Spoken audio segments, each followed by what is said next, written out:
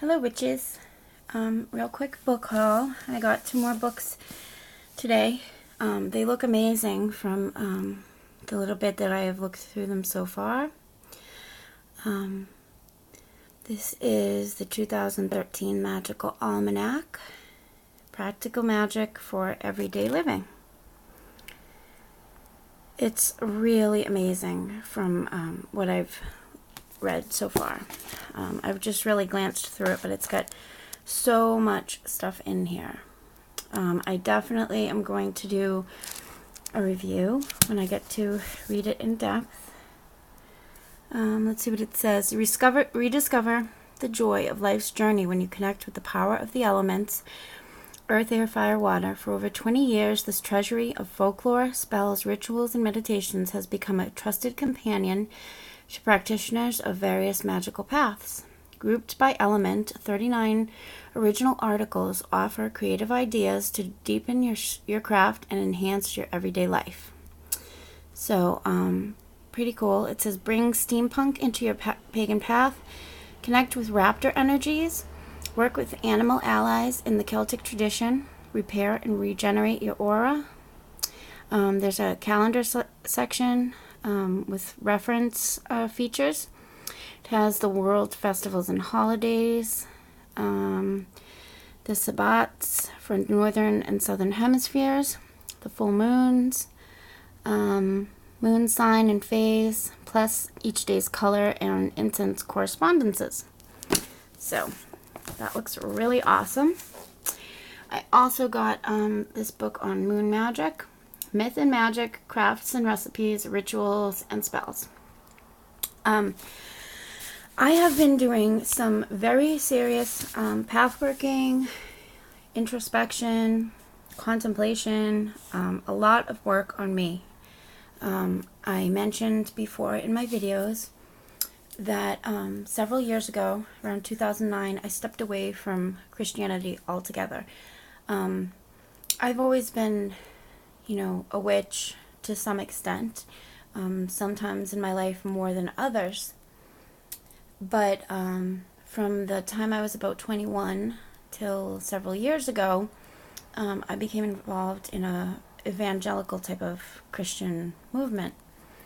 But what happened is my husband became so involved in it. I have different ideas on why. I think it has a lot to do with his personality. In getting therapy and counseling, people have said that he has narcissistic personality issues. I've been to abused women's groups. I've been to a abused women's shelter, support groups, all kinds of things. He's done batterers programs because most of the people who have tried to help have said that the way that he behaves and treats me and my family is abusive. Although it's not always physical. Sometimes it had been. But it's not physical most of the time. It's just emotional and control issues. I have no access to anything.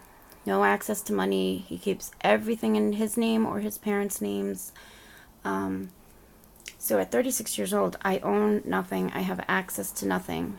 And because of my disability, I got hit by a car 11 years ago, as well as I have PTSD from a lot of trauma that I've been through.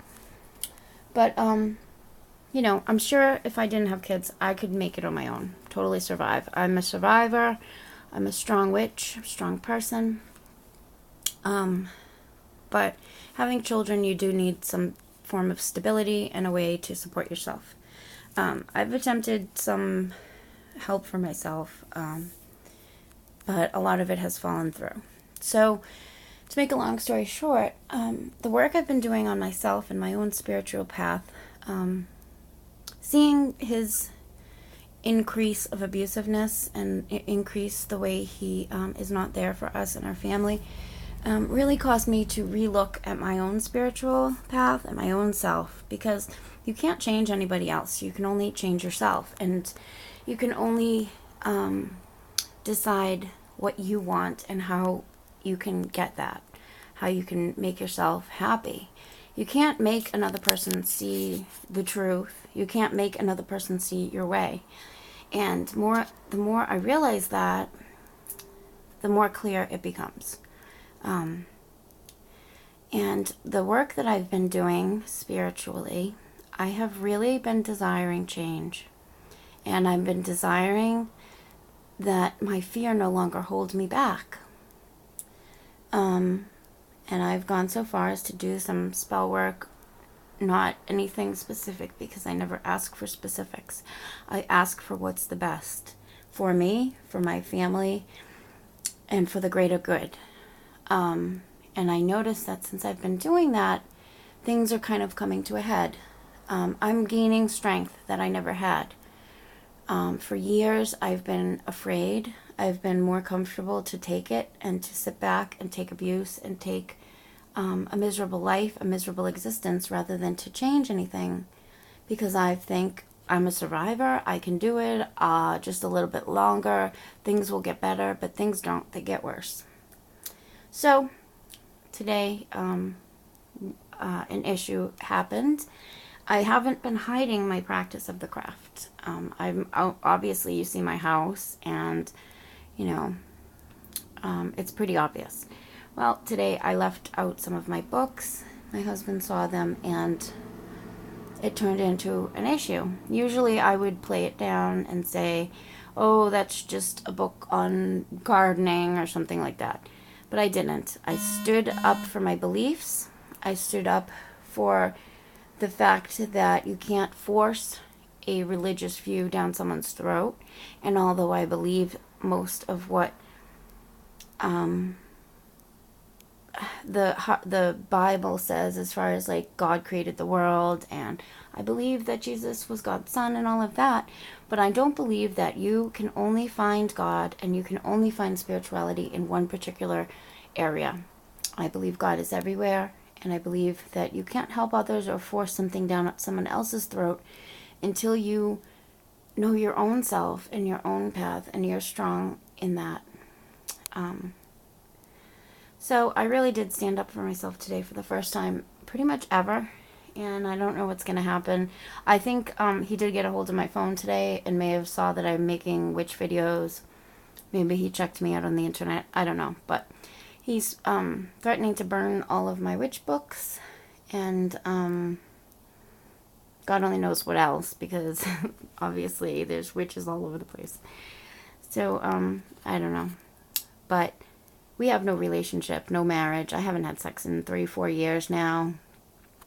I have my life, he has his. I don't know why he even doesn't want to get a divorce. I know it's against the Christian faith, but I mean, it's just, it's silly at this point. The only reason I've stuck it out is because I love my house. I love my children.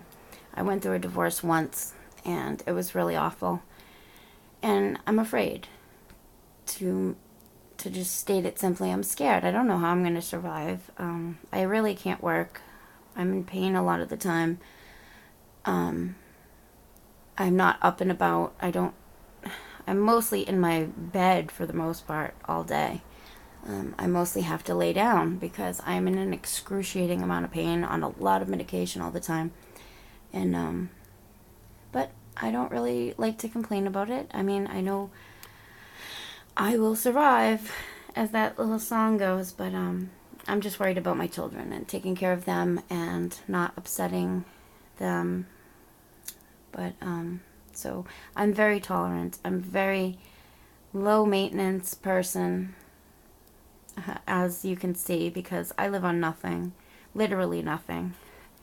If you guys even knew, you guys would probably whack me across the head and say, what the hell is wrong with you, sister? I don't ever tell the stuff that I endure. If you guys knew, you would really probably be mad. But you guys are my source of support. You guys are my hobby, my happiness, my social life. So I just thought I would share. All right, guys. Blessed be.